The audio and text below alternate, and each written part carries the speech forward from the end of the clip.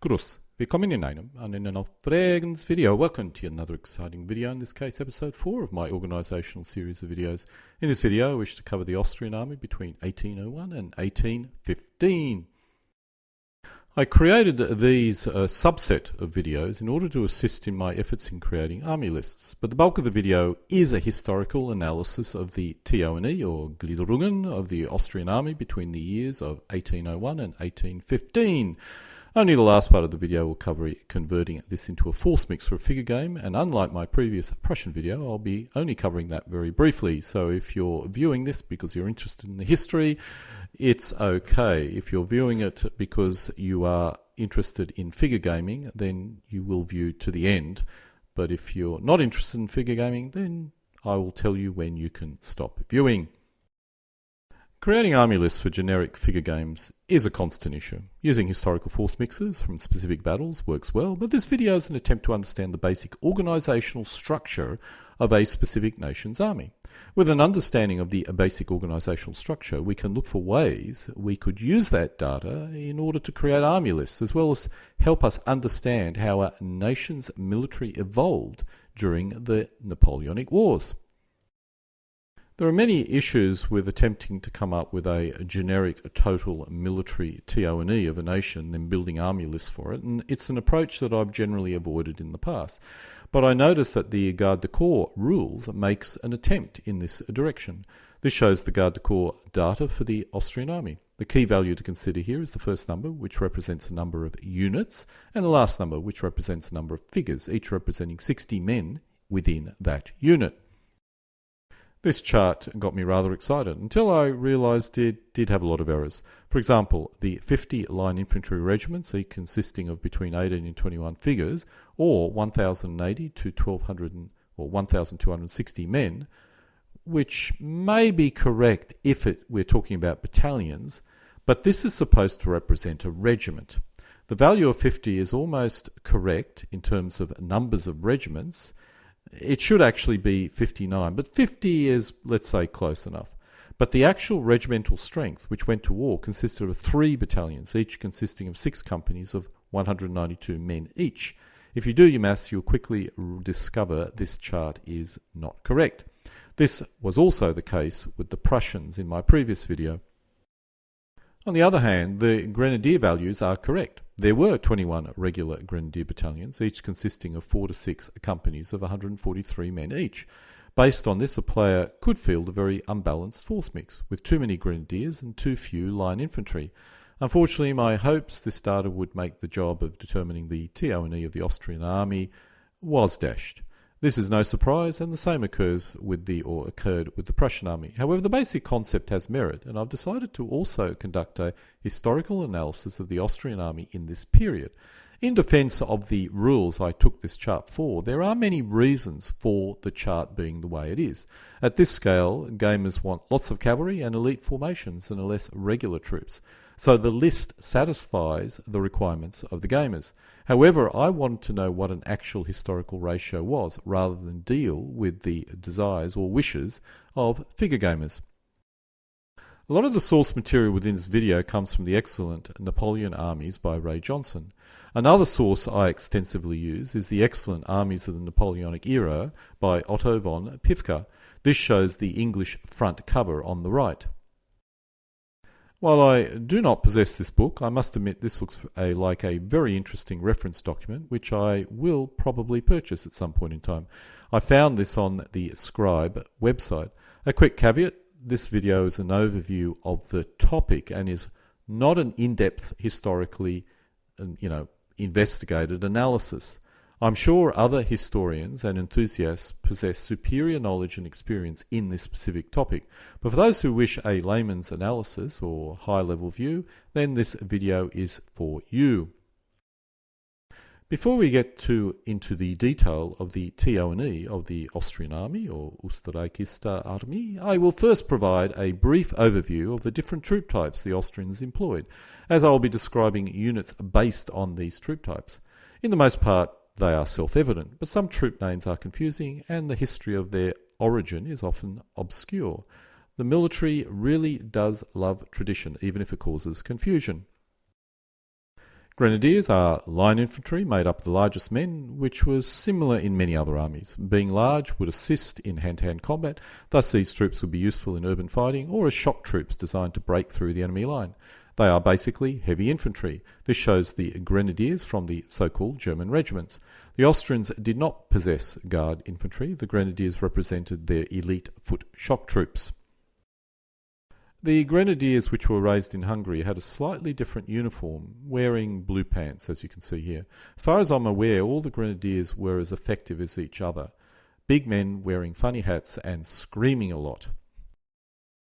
The Austrians called their line infantry fusiliers, which are shown with white pants and high boots on the right. The line infantry were the backbone of the army, a musketeer which moved and fought in formation. While this formation, as all infantry, could disperse and move in an irregular manner, that's not what they were normally designed to do, and they didn't really prove particularly effective as skirmishers. The Hungarian fusiliers were similar to the German fusiliers, except they wore blue pants. Some claim they were inferior to the Austrians, but this generally, when you look at the sources, was only in obeying orders. In terms of combat effectiveness, they were just as effective. I've read many contemporary accounts of how some writers considered the Hungarians rather fashionable, although I'm not quite certain what fashionable means in this case, although I must admit the blue pants do look a lot better than the white pants. The Landwehr were made up of minimally trained troops, or older soldiers too old, or men too young, or simply people that lacked experience. The Austrians did not normally use these troops in the field army, although by 1813 each regiment contained 2 battalions of Landwehr, so this certainly did change. I expect the best Landwehr were used to replace losses in the line infantry, but most were used in garrison and in surgery activities. There were some in the field army in 1809, so some of these battalions did serve in the field army in times of need, and 1809 was certainly a time of need. The Grens were the light infantry of the line infantry, capable of standard line infantry combat. They were also trained to skirmish and act as light infantry. Early in the war, the Grens were normally in the advanced guard formations, I assumed because they could move rapidly. Later in the war, they were used more to supplement the lack of skirmishers in the rest of the Austrian army. I have to assume the blue pants indicate Hungarian, the white pants German, although I am not aware of this distinction being that common for the Grens. I always thought they all wore the same uniform, but perhaps I'm wrong. Jager were the pure skirmish troops of the Austrian army, trained to fight a skirmisher and normally deployed in company-sized formations. They could be armed with a musket or rifle, but most Jager were musket-armed and trained as sharpshooters. The cuirassiers were the Austrian heavy cavalry, and they were made up of large men on large horses. They wore a cuirass, which for the Austrians only covered the front of the soldier, or the cuirassier. The dragoons were the Prussian medium cavalry, although classed by heavy as by some. The horses were still larger, and the men used a straight sword designed to thrust forward. They were also equipped with a carbine and could in theory fire them from their saddle, but for the most part they were used in the same manner as cuirassiers. Prior to 1802, they were classed as light dragoons, along with the chefs à légers. But in 1802, the light dragoons were divided up into dragoons and the chefs à légers regiments. I expect that when they were called light dragoons, the dragoon regiments still had their larger horses, and they were larger than the horses of the chefs à légers, which I assumed would have been light cavalry and using small horses or smaller horses. The chefs à légers were the German light cavalry of the Austrian army. As the hussars were uniquely Hungarian, I expect the Austrians specifically called their non-Hungarian light cavalry chefs à légers. They had small but fast and mobile horses, were armed with a sabre that was designed to fight other cavalry from the side rather than to their front. The hussars were Hungarian light cavalry, and of all the light cavalry had the reputation of being party animals in pretty much any army which employed these troop types. They had small but fast and mobile horses, were armed with a sabre that was designed to fight other cavalry from the side rather than to their forward. They were very effective in exploiting any breakthroughs and riding down fleeing enemy infantry, which is why they were often at the rear of a brigade, ready to exploit such an occurrence. The Uhlans were lance-armed light cavalry which could fulfill the same function as hussars, but also had a very good anti-cavalry capability in the form of their lance. The poor man's shock cavalry in many ways. Using a lance was not easy to do effectively against other cavalry, so they were almost never inexperienced troops. Let's now look at the structure of the overall Austrian army. The Austrian army can be divided into a number of basic periods. This video's main objective is to look at the structure of the Austrian army during each of these periods. While this video is historical, I'll not be covering the colour of the buttons used on the coats of specific troopers. This is a pure TO&E analysis. I should point out that official strengths rarely reflect the actual battlefield strengths, as this video will be covering official strengths and structures of the various formations. Please take this into account. This is perhaps the main problem with using official strengths in the creation of an army list, and I suspect in the end I will fall back to the good old-fashioned orders of battles of specific battles.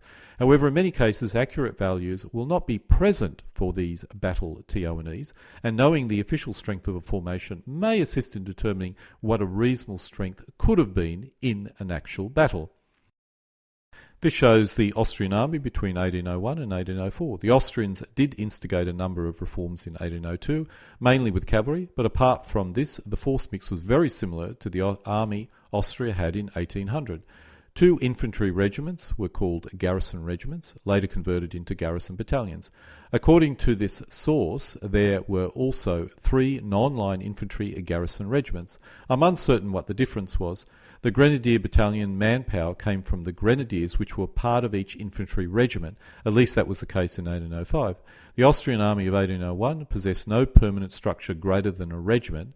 However, the division may have been a semi-formal structure, but I suspect one which was only created when war occurred. The basic building block was the regiment, and the Austrians had 2 different types of line infantry regiments, the German and the Hungarian.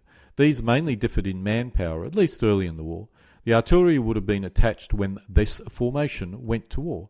The depot battalions were left behind when the regiment took to the field. The grenadier companies were normally removed, and they formed grenadier battalions of between 4 and 6 companies each. These grenadier formations were normally deployed in separate divisions, grenadier divisions.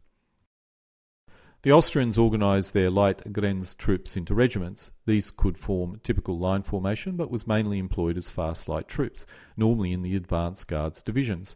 The cavalry was organised into regiments, each consisting of a number of divisions, which was an odd intermediate organisational structure later abandoned. Each division, not to be confused with the larger formation, consisted of between 2 and 4 squadrons. This division into 2 squadrons for light cavalry fitted in with a standard attack brigade formation, so makes a great deal of sense. I'm uncertain why the heavy cavalry was organised into 4 squadron divisions. In 1801, the dragoons and chevaliers were classed as light dragoons, as in the 1790s these cavalry types were merged together. However, I suspect the dragoons were still on larger horses and still used a straight sword, and the chevaliers remained on their smaller horses and used a curved sword. In 1802, these cavalry types were once again divided up into dragoons and chevaliers. This shows a typical Austrian division from 1801 to 1804, which also resembled the 1800 division as well. Each division consisted of between 2 and 3 line infantry brigades and a cavalry brigade. The infantry brigade consisted of between 2 and 3 infantry regiments, which each consisted of between 1 and 3 infantry battalions. The artillery was added from the artillery reserve. The division also possessed a battery of artillery. However, between 1801 and 1805, this was often distributed among the troops and did not form a battery. The grenadiers would normally form their own divisions, sometimes called reserve divisions. These divisions were clearly the reserve shock troops of the Austrian army. The light divisions, often also called advance guards division, contained light troops such as Grenz and Jager and cavalry. This was supported by a battery of horse artillery. It's highly likely the Jager and cavalry were distributed among the infantry brigades. In 1805, Austria went to war with France. While the basic structure of the army was similar to the 1801 to 1804 structure already shown, a number of changes were implemented just before the war began. After 1802 Mack was the general that basically commanded the entire Austrian army. Mack implemented new reforms in the army, mainly to do with the infantry. These changes only began in earnest in late 1804, and when war broke out in 1805 were not complete. Most of these reforms were within the line infantry regiments, so they do not show up at the level that you see here. Within the regiment, the main changes were the line infantry battalions were reduced to 4 companies and the number of battalions increased. This applied to both the German and Hungarian regiments, but when the Austrians mobilised, not all regiments had been reorganised. I'm uncertain there was a depot battalion as well, but as these did not normally follow the regiment into the field army, they are not shown here. The cavalry did not change, so will not be shown. The Austrians did not have a formal corps structure in 1805, but Mack did organise his army informally into corps. This shows the Austrian corps at the Battle of El Inhen, under the command of Field Marshal Riesch. This corps consisted of 2 more formal divisions. Each division consisted of 3 line infantry brigades, a light brigade and a foot and a horse artillery, which were distributed to the regiments in battle. The Line Infantry Brigade consisted of 2 line infantry regiments, a Grenadier Battalion, a Cuirassier Regiment, and a Light Cavalry Regiment. As can be seen here, even the semi-official division and brigade rarely followed the theoretical structure. The Light Brigade consisted of a Line Infantry Regiment and a Cuirassier Regiment. The Austrians did not fare well in 1805, and Mack was blamed for many aspects of the defeat. As a result, many of Mack's reforms were reversed. After the defeats in 1805, Mack lost his position and even served some prison time, allowing Charles to take over. The first thing which Charles did was to reverse the reforms Mack was implementing and began to propose his own changes. Charles's reforms were more wide-reaching and were opposed by many in the professional army, but Charles generally got his way. The only issue was that in 1809 his reforms had not yet been fully implemented. I'm uncertain if this would have changed the results of 1809, but there is no doubt the Austrians performed much better in 1809 than in 1805, so I suspect Charles' reforms did make a difference, and if they were allowed to be completed, perhaps would have had an even greater impact. As you can see in this TO&E, the battalion returned to their standard 6 companies. However, the companies were smaller. While I found it difficult to confirm, it did appear the differences between the German and Hungarian structure was gone. The prior main difference between the German and Hungarian regiments was manpower strength. Charles beefed up the light infantry, forming Jager battalions and altering the structure of the Grenz regiment slightly. The increase in the amount of Jager was possibly the most significant reform, as the Austrians lacked adequate organic skirmishers in their battalions. In addition, the Grenz usage was altered, and they began to supplement the skirmishers more and more, rather than just being fast infantry. Charles also formalised the artillery into batteries and insisted the batteries should not be broken up into battalion guns. But the largest reform was the Landwehr, and he had the most opposition to this particular reform. While the Landwehr were not included in the field army, they were intended to perform insurgency and garrison activities. I'm not sure how extensive the Landwehr were in 1809, but there was a lot of battalions raised, and a dozen were in the field army at Vergam. The other major reform was the formalisation of the corps structure, which did exist in an ad hoc state in 1805. The Austrians now had a formal corps with permanent officers and supporting staff allocated to each of the corps. Each corps consisted of 2 infantry divisions and 1 light division, as well as supporting artillery and a pioneer division. This was similar to the 1805 corps, but the artillery were to be kept in battery-sized formations instead of being distributed to the battalions. The infantry division consisted of 2 brigades, each of which had 2 regiments and an artillery battery. It's highly likely the cavalry and light infantry in the light division was allocated to the infantry brigades when in the field. The light division consisted of either a Jager battalion or a Grenz regiment. Some had Grenz battalions as well. Supporting the formation was a light cavalry regiment. I'm uncertain if this division was expected to operate independently. Most likely it was broken up and distributed to the line infantry divisions. A brigade attack column would have required at least 2 squadrons of cavalry and 1 or 2 companies of skirmishers to support it. On the other hand, if a Grenz regiment was included, this almost certainly operated as an independent regiment, but may have split off some companies of light troops as skirmishers for the line infantry brigades. The Austrians also formed two reserve corps, which were made up of a grenadier battalions and cuirassier regiments. As the name implies, this would have been the Army Reserve, with one serving in Italy and one in Germany or Austria proper. While the Austrians did lose in 1809, they performed much better than 1805. It was impressive the Austrians held their own against a peak-strength French army, perhaps weakened by the Spanish situation, but what Napoleon really had was very highly experienced troops, and they were probably more experienced than even those in 1805. At the Battle of Aspern-Essing, Napoleon suffered his first loss, although Eylau is often claimed to be a loss as well. I tend to call Eylau a bloody draw. This shows the Austrian order of battle for Wagram, for the advance guard and first corps. In the first corps, the advance guard brigade has a horse artillery battery, which is missing from my TO&E, but is otherwise the same. The infantry divisions match very well. The reserve artillery is of great interest to me, as getting this info was difficult.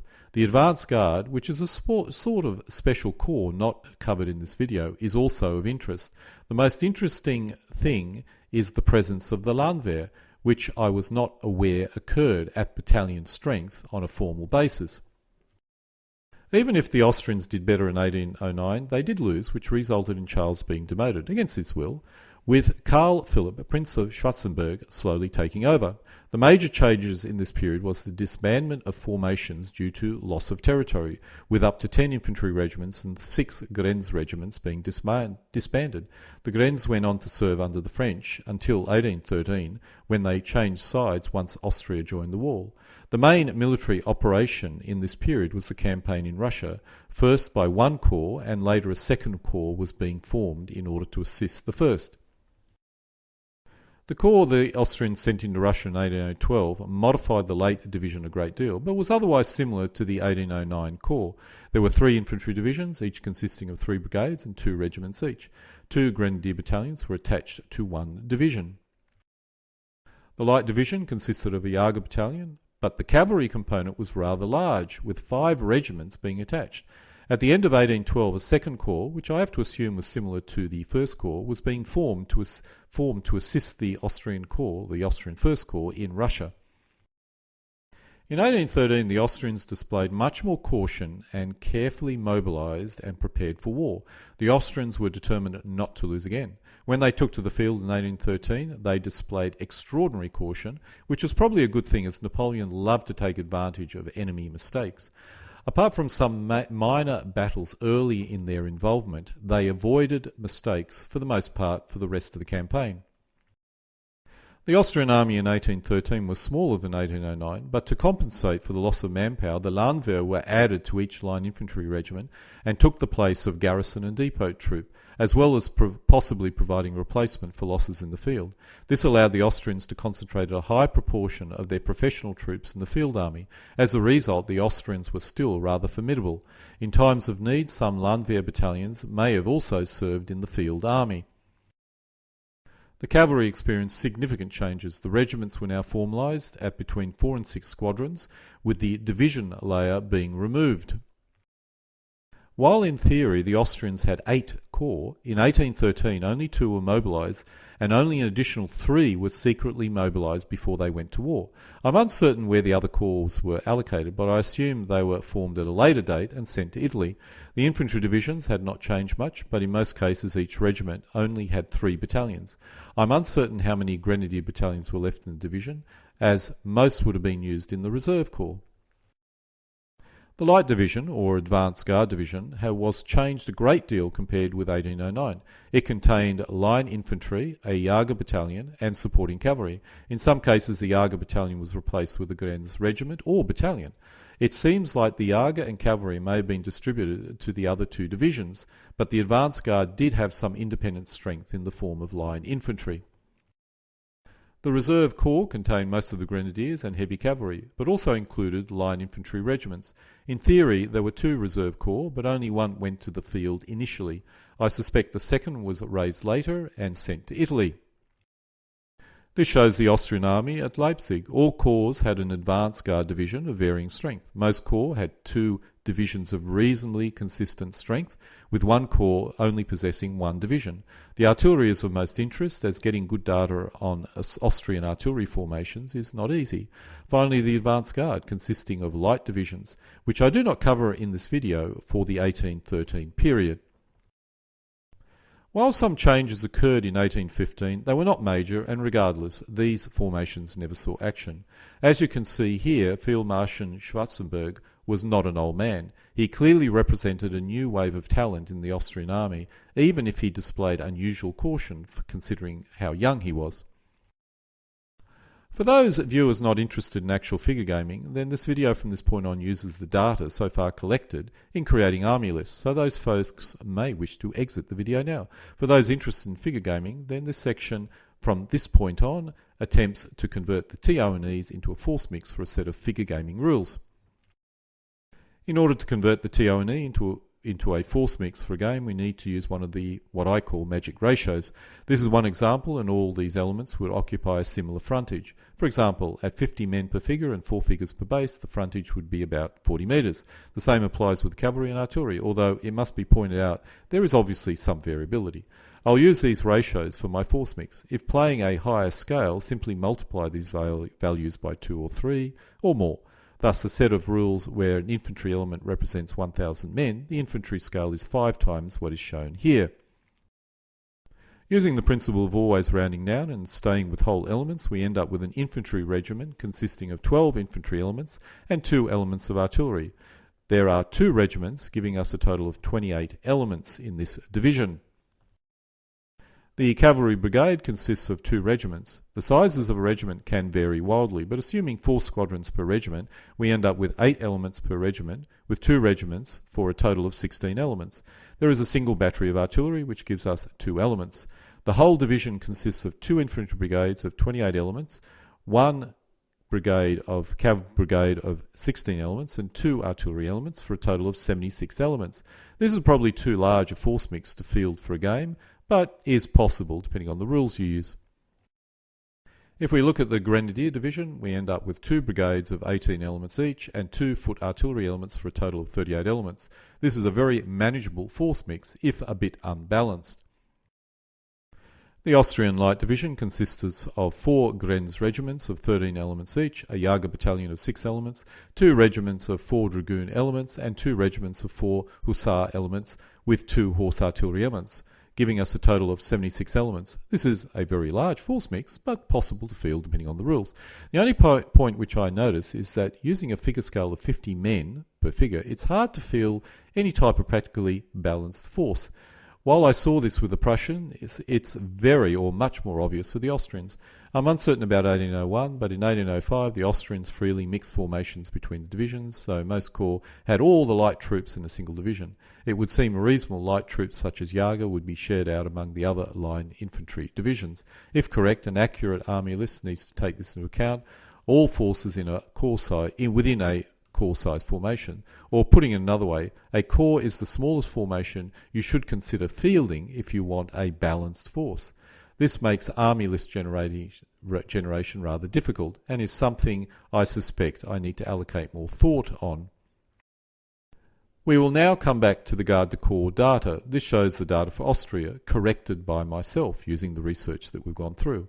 If we look at a German line regiment entry, this means there are 46 units. Each unit consists of 72 figures of line infantry. Each figure represents 60 men. The figure scale for this rule is 1 in 60 rather than 150. The 5D is the melee grade and morale grade, with A and B being guard or elite, C being veteran, and so on. In this case, the morale grade is D, which means it's average or standard, regular troops. Garde du Corps uses different descriptions than what I use, so this is my description. The 5 is its melee grade, with 5 sitting around the centre of the range of 1 to 10. As you can see, the Grenadiers at 9 are much better in melee than this. I have no comments on the accuracy of these values, but they are dependent on the game system. But I do find it interesting seeing what other people's opinions of such values are, because it's difficult for me to try and pin down what the true combat effectiveness or morale of different forces are, because it's just so subjective. The artillery values are problematic, and I'm uncertain how accurate they are, but assuming they are accurate, the values start with a number of batteries, in this case 10. The 6-0H means there are 6 cannons and no howitzers in the battery. The final value is the deployment ratio. For each 18 units, that is battalion size, you deploy 1 artillery battery. I suspect the ratio is, a rules designer's opinion only, but, it seems reasonable.